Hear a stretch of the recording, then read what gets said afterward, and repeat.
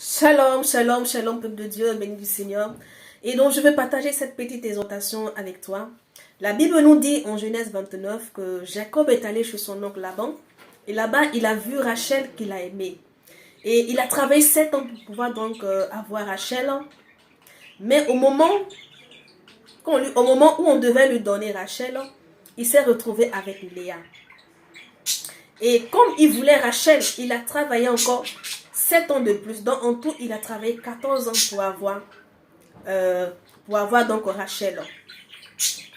Bien aimé, que représente Rachel? Rachel représente ce travail que tu recherches, cette promotion que tu désires, ce mariage que tu recherches, l'enfantement que tu recherches, cette entreprise que tu veux mettre sur pied.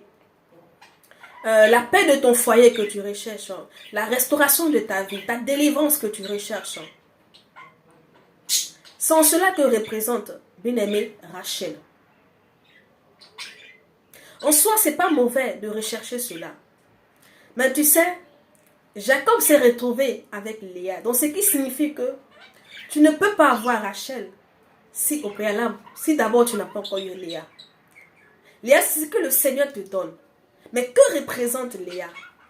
Léa représente le chemin, la vérité, la vie. Léa représente le salut. Léa représente la vie éternelle. Léa, c'est le Christ. La Bible nous dit en Matthieu 6, le verset 33, il dit: recherchez premièrement le royaume et la justice de Dieu. Et toutes ces choses vous seront données. Ce dont tu as besoin, c'est le Seigneur Jésus-Christ. Et par la suite, il te donnera tout ce que tu veux selon sa volonté. Il faut que tu retiennes ceci. Que sans Léa, tu ne peux pas avoir Rachel. Parce que tu sais, tout ce que tu recherches est en lui. Le Seigneur Jésus-Christ. C'est lui le prince de paix.